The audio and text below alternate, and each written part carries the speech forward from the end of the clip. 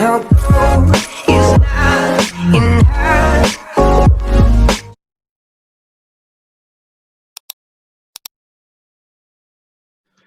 Hello, everybody. Today I have the pleasure of being here with Mark Alston from Investigation Differently. Mark is doing a really great job through his website and also in some speech he gave for different companies in Australia, and make all the sense having him with us. He has a lot of knowledge to share with us that are in this journey of implementing the new view. And Mark, please give us a little bit of your background. How did you get where you are now? How you decided to helping people and companies to do a better job in safety? Thank you very much for having me. Firstly, it's fantastic to be here and speaking with your wonderful audience here in Brazil. Um, my journey probably in safety started nearly 30 years ago when I was a federal agent in the Federal Police, and I became we call them health and safety representatives, so a work crew safety representative for my team. And so imagine being involved in risk assessments where you had to, as a federal agent, where you were doing a search warrant on a house full of drug people with guns. So it was a different perception of risk back then. A while later in my career, I left the federal agency. I went into mining, and again, I became and I was in mining. I was on the tools. I was literally driving trucks. I was using explosives and blowing things up, digging holes, all that sort of stuff. And again, I became the crew health and safety representative. And from there, I got a job in safety itself as a full-time job with a mining company. I did that for a few years, and I did all the normal things and the way we've been doing them forever. Toolbox talks and all these safety interventions. Zero harm, care more, taproot investigations, all this sort of stuff. And I got promoted over time, and I remember sitting in a room, and one of my health and safety team that worked for me was rolling out a weekly safety meeting to a group, a room full of miners, nearly 100 men. And I looked around the room, and I could see how disengaged they were. I could see they were just looking at their watch going, when is this going to be over? I have work to do. I've heard this so many times. You're boring me. And I just looked at I said, this is rubbish. What we're doing is, all it is doing is safety for management, not safety for the worker. Like, we're not doing our job. So I literally went into my office, shut the door, and said, right, I've got to start putting myself in their shoes for every single thing we do. Does it make sense to them? Will it affect how they do their work? And if it won't in reality, practically affect the way they do their work, then why am I doing it? Now, if there might be some legitimate reasons that we do that, like legal reasons, or contract reasons, we do some of that safety work. But by and whole, we do things because that's the way it's always been done. That's the way we were taught, and we don't develop ourselves and look outside the box. So I started doing things differently. So the first thing I did was scrap that meeting. Well, I didn't scrap the meeting, but I changed it. We made it 100% interactive. So from then on, we started asking them what they wanted to know about. We wanted to know what they wanted to do. We wanted to know what information they needed to do their job, not what we think they needed. And so we saw a real turnaround in this process, and we saw engagement. And for the lack of, at the time, better metrics, we saw reduced injuries and reduced incident rates, and we saw better reporting. So we got trust with our workforce. Now at the time, I hadn't read Todd Conklin's book Pre-Accident Investigation. I hadn't read Decker's stuff. I hadn't seen any of that stuff. And it was about a couple of years later, and I went and did a day workshop on safety differently, and learnt about the new view. Well, parts of it. I learnt the safety differently bit, and from there it was like, this just makes sense. This is just, and all of a sudden I got a language. So I did a human organisational performance course and lean teams course with Bob Edwards, which was run by Southpack here in Australia, and that was fantastic. Again, it gave me a language.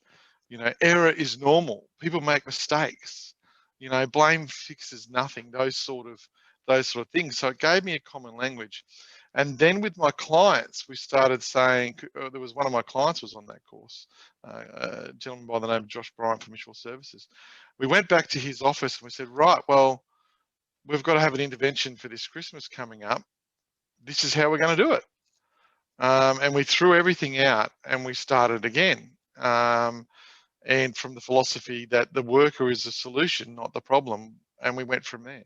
So from that, I've been working strongly in this area and assisting organisations about how to learn from normal work and apply it to some of their processes that they still hold on to and need to hold on to, such as investigations, risk assessments, and other so-called safety one systems.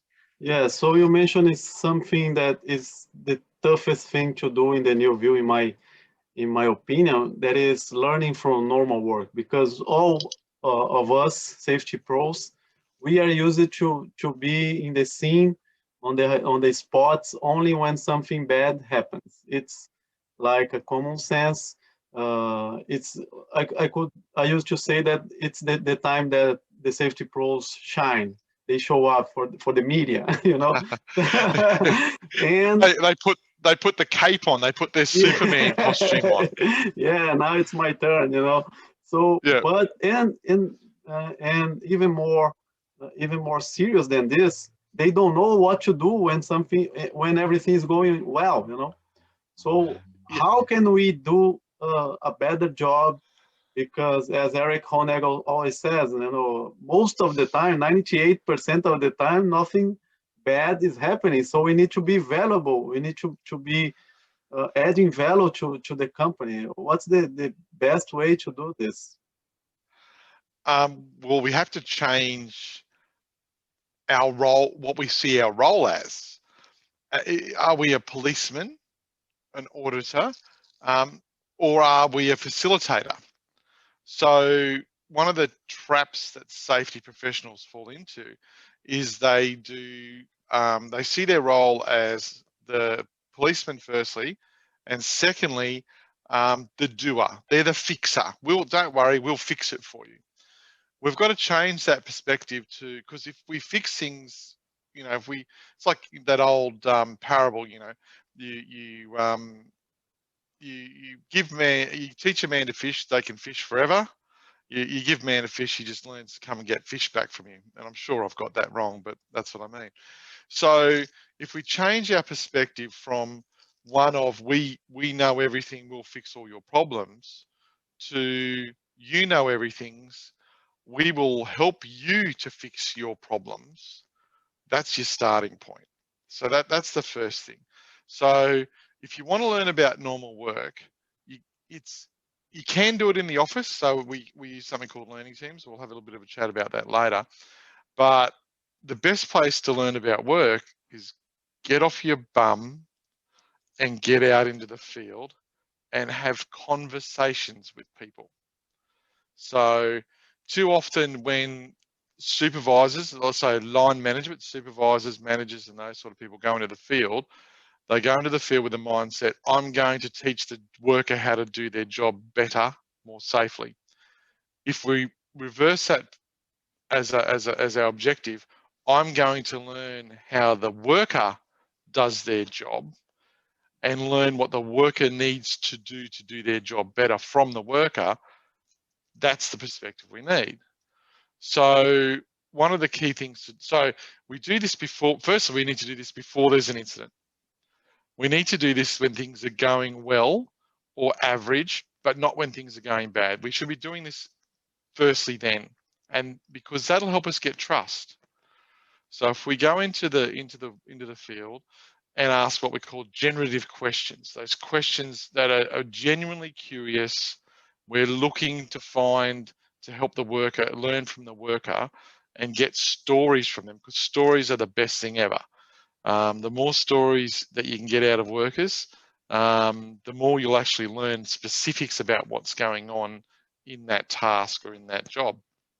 So go into the field and build a rapport, be a human, not a safety person, listen to them, and then when they raise issues or concerns, then use your power, your influence, your role to help them fix it. Not you fix it, help them fix it. And that's where really that harnesses that principle of safety differently, of the worker as a solution. But we can't, unless we learn from the worker, we're not going to learn those solutions. Yes, I totally agree. So in the company I work for, we created a full-time position for a facilitator. So the guy is an active listener. He's listening to people on what are the main problems, where are we not helping them enough. So his job is pretty much listening actively people and bringing it to whatever it's disturbing them on doing their best. So it can be quality, it can be safety clutter, it can be production or leadership, whatever. So, and since we did this, they come up with brilliant ideas, and most of them for free. You don't need to expend too much money. It's just being volunteering yourself to listen and to improve. I think you hit the nail on the head there, because it's not about safety. It's about work.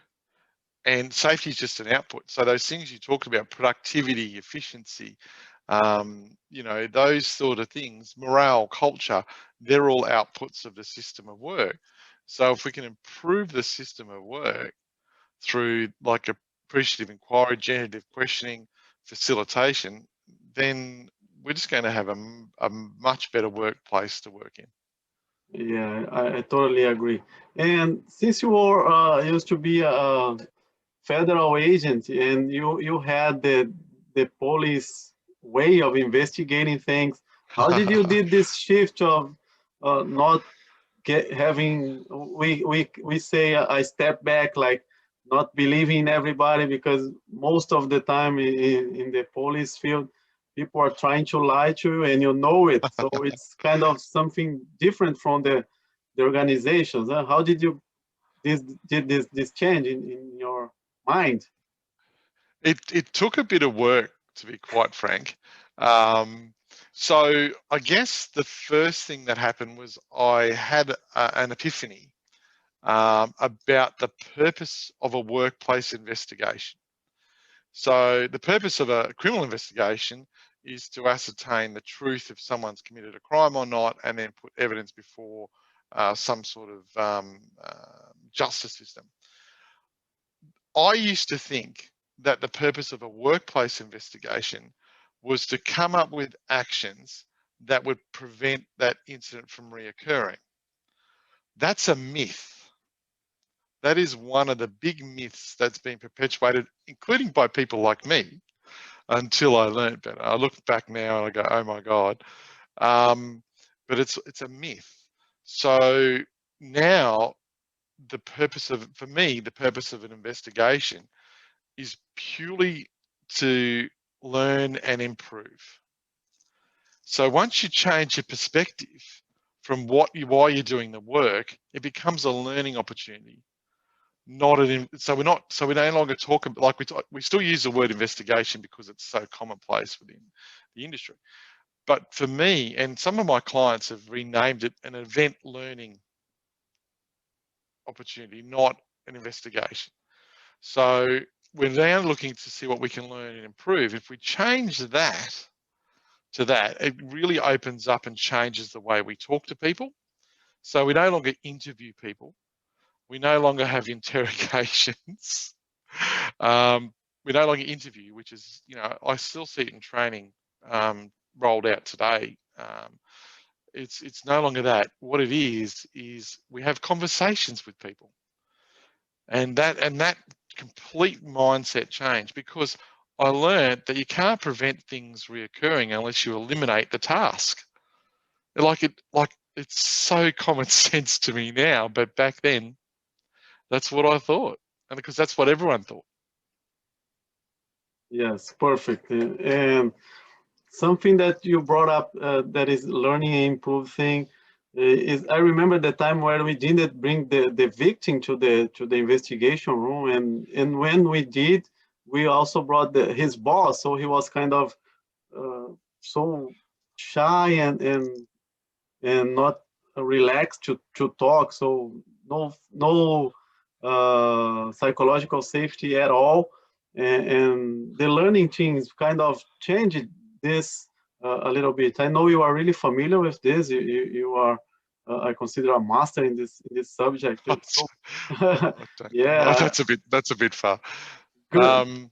Give us our thoughts on the learning chain, how it works on giving people the opportunity to freely talk. So learning teams are probably the only way I've found that you can learn about normal work in an office space setting.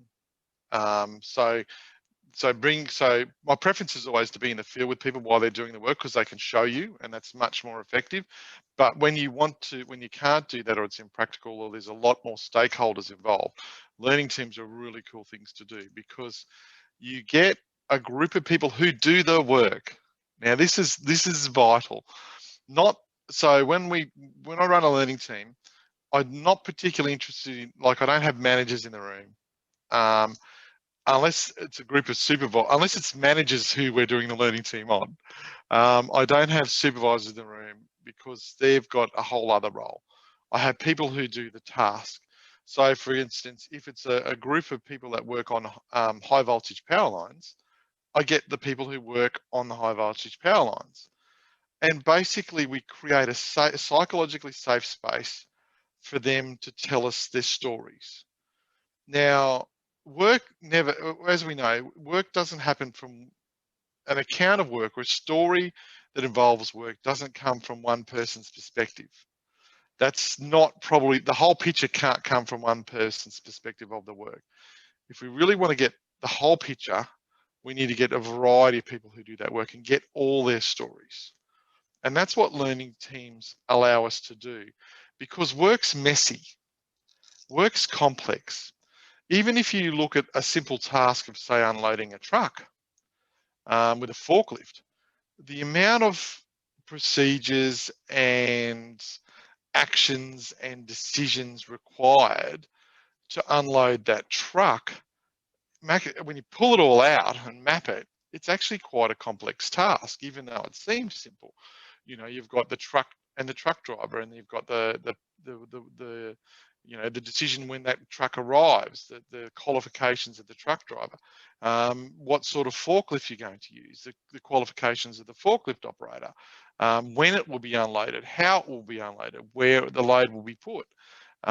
So we start to see, and then if say, okay, we've got a truck driver, a forklift operator, there might be a scheduler involved, there could be a warehouse worker involved as well. So we start to see they've all got their own stories, and learning teams are designed to get out everyone's story, and all their and number of stories of not when things just go wrong, but actually more when things go well, because they go well, as you said, and as Eric said, they go well, 99% of the time. So Why that we would need to learn from that as well as when things goes wrong. If it's a trigger's been an incident, we get that person in because that person's the first victim. Right? So Decker talks about in Just Culture, that person's the first victim. So we bring that person in because we need the story. And that might be, and one part of that is that just that one story, that event, but there's a whole other story of messy conditions that surround the work, systems issues, constraints, resource trade-offs, all those things that we need to learn about. We can't learn about them if they're stood down and not at work, which is horrifying. Yeah, so sometimes I receive some investigation reports, even now, and when I see the actions, it has like training, safety dialogues. I say, take it back. You can do better, you know. Yeah, yeah, and I'm pretty that's the sure that you were well, you were breastfed, you had a place to sleep. You can do better for sure. You are healthy. And usually, awesome.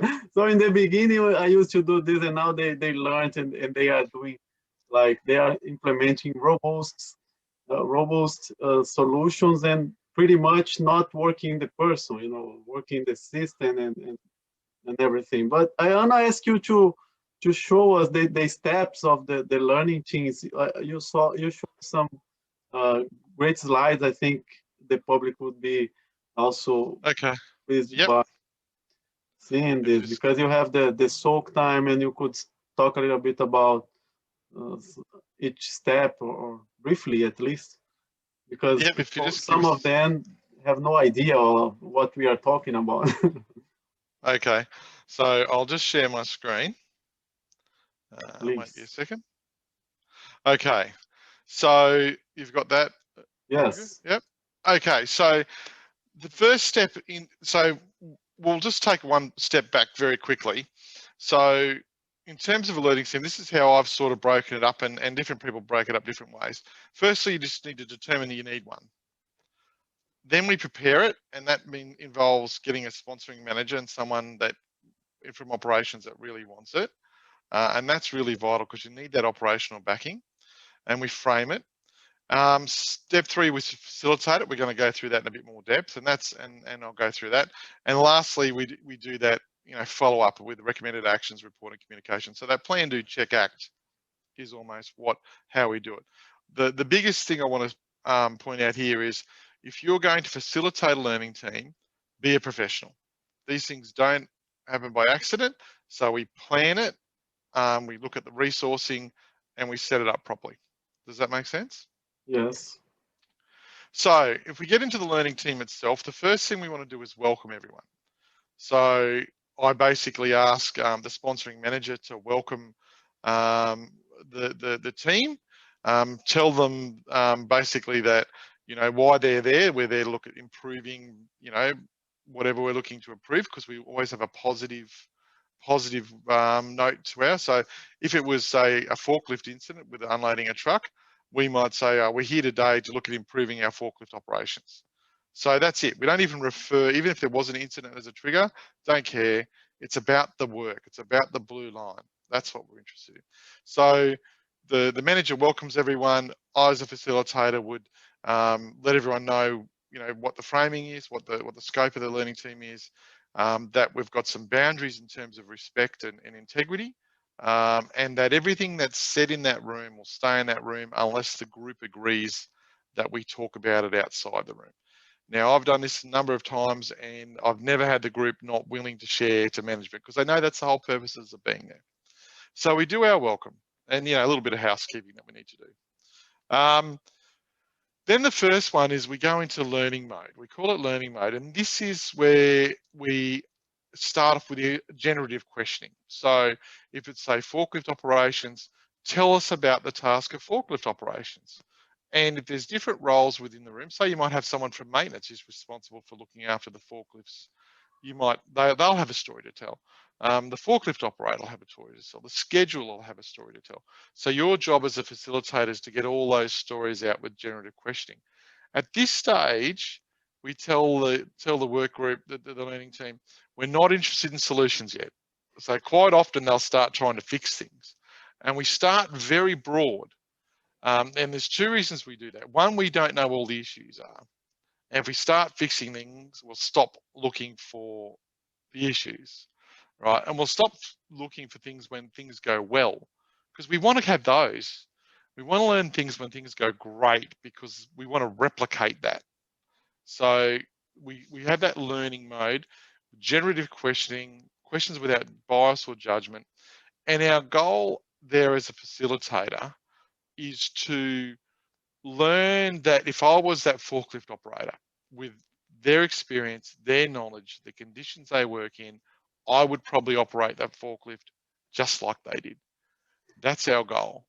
And not just for me, but for everyone else in the work group. So the schedule is going to learn, oh, that's what the forklift operator has to deal with. The forklift operator will go, oh, I didn't realize the scheduler was under that much pressure and had that much stuff going on being thrown at them. So that's our goal. Now we'll have a scribe at this stage. Now the scribe will be writing up notes as best they can on a wall, like on flip charts, on a whiteboard or whatever. So they're typically, for me, I prefer them not to be overly involved in the questioning, because I prefer to control the flow that I need to do. But they're a good check, and they help us out. So that's the first session. So learning mode only, and it's all about the blue line. A facilitator should never ask questions here about the black line. Don't be asking questions about the procedure or the policy here. Now, if they bring it up because it's a roadblock, then yeah, explore the roadblock to the work, but not the procedure itself. And sometimes in here, you might get a surprise. Pardon me. You might get someone say, oh, I nearly got hit by a truck, or, you know, a forklift rolled over my foot, but I didn't report it. Poker face. Your next question out, your next thing you say out of that is, oh, that's really interesting. Can you tell me more about that? All right, because it's not the consequence, it's not the outcome that near miss or incident occurred. It's all the conditions that surround that, because they still exist, and that's what we learn. So learning mode is really important, and a good facilitator is really important there. So we'll have that session, that learning session. Now that session might go for a couple of hours. Now this is where it's interesting, because we talk with people like Bob Edwards and that, and they have, they talk about a bit of a session and then we'll have a break overnight and then come the next day. But some companies can't do that. So, the ones I've been involved in, we've done a session that lasts for 2 or 3 hours, and we'll have a little break for coffee in between then, or tea, or morning tea or something like that, because you've got to give people breaks, right? But then, and sometimes in that team, the numbers can be anywhere from 6 people, and I've had some people that I know and work with, they've had 30 people in the room. So it's just what best fits for you, and it's the scale and the size of the problem. After we've had that first session, we reckon we've got just about everything we could get out of this group. Now that might take 2 hours, 3 hours, 6 hours, whatever it takes. Then we move into soak time. We have a good break. Now, some of these I've had overnight, very successful. Others, we've just been able to have it with an hour-long break for lunch. But soak time is really important, because because our minds never stop thinking. Even when we're asleep, they're thinking. And I don't know, but I'm sure you yourself, and I know I have, I've woken in the middle of the night with a solution to a problem that I couldn't solve during the day, even though no matter how hard I thought. And that's the beauty of soak time, because people switch off their conscious thinking and go to their subconscious thinking, and it's still ticking away, and all of a sudden light bulb goes off and you go, that's right. So we want to allow the learning team to have that opportunity. So my advice is a minimum of an hour, and preferably over lunch, because it gives people time to actually talk and think about other things. Preferably overnight, you'll get better results if the longer you leave it. But you don't want to leave it too long. So like I wouldn't leave it 2 nights. You know, I wouldn't leave it a few days. You want to get back into the next mode real quickly. Yeah, So I always say that it's for you to help you remember something, not forget everything. that's 100% right. That's yeah. I'll remember that. That's a good one. Um, so then we go to the next stage. So this is where we'll do a little bit more learning. So we'll review the what we call the wall of discovery, which is all those notes the scribes made.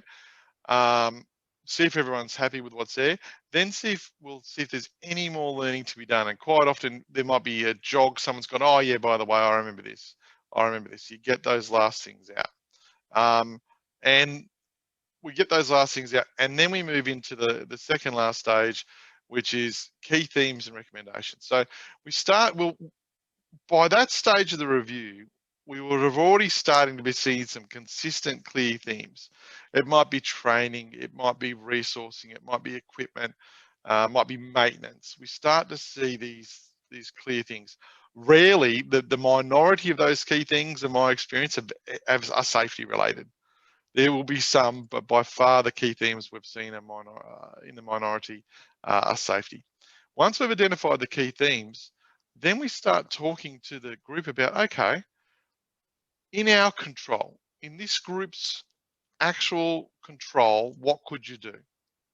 So we use a model called circle of control, circle of influence, circle of concern.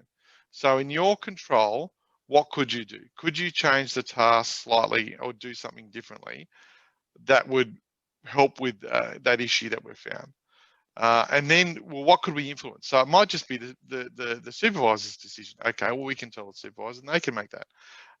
You know, or the manager who has the money to make, you know, to buy the equipment we need or fund something. And lastly, we get there and I explain this to them. I want to know what's in your control. And lastly is that circle of concern. Okay, we can't do it. This group can't do anything, but we can say this is an issue and we can raise it up to management and they can have it. And maybe they need another learning team to have a look at that particular issue. So we get those those recommendations. Now they're recommendations, they're not actions. Sometimes they might even just be goals, which is a great thing to do. But yeah, they're recommendations from the learning team. And then lastly, in that learning team itself, we wrap it up. So in this case, what I do is I bring the manager back in. Now I've already briefed the manager on their expectations of their role. They come in, we get one of the team to run them through the key themes and solutions, and provide the manager a chance to offer any, you know, any questions they have. Now, it's important here that the manager's not there to debate. The manager's there not to run a learning team again. The manager's there to thank them and learn. And that's their job. So the manager comes in, thanks them, does some learning, thanks them. I thank the team, and I obtain feedback from them about how they felt that process went. And quite often the feedback, just about every time I've done it, the feedback's been really positive. And if I ask them a question, would you be happy to do another one of these? The response has always been yes. Would you recommend someone else to jump in and do this? The response is yes, because they feel valued and engaged from that process. So that's how I wrap it up in a learning team. Perfect. It was a masterclass. It would cost at least 500 US dollars, guys. So be happy for this free class. Mark, time is flying. I want you to please give your contacts where people can find you. What kind of solutions can you provide for companies and professionals? Your website, it's marketing time, so feel free to, if you want to share the screen again with some information, it's your marketing time. Feel free. No worries, thank you. Look, these are my details there. Website investigationsdifferently.com.au. I do have a media page, which is as Ugo said at the start of the today. I actually presented at the Australian Institute of Health and Safety yesterday on learning from normal work, including that in investigations. I have a whole presentation. I have some webinars there that do that. because we can, once we learn from normal work, we can plug it into things like risk assessments, investigations, auditing, planning, all that sort of stuff. So I help organisations learn from normal work, including from investigations. So we offer investigation review. You can send us investigations and we can review them for you. We can review your whole process. We offer training in what we have a investigation methodology called Blue Line Investigations, which is a 3-tier timeline which really helps you nail systemic issues, not just organisational issues, but systemic organisational issues, which is one step further. So yeah, and look, I'm on LinkedIn. Connect with me. I'm happy to chat at any time. Just be wary of the time differences. Yeah, my phone number's there, email's there. Anything you want to learn. If you want to learn more about this, please just make contact. I'm happy to chat to anyone. Thank you, Mark. It was awesome, a really pleasure, and stay safe. You too. It's been fantastic. Appreciate you having me on. And thanks everyone, Brazil, and good luck. And I hope you're keeping safe over there.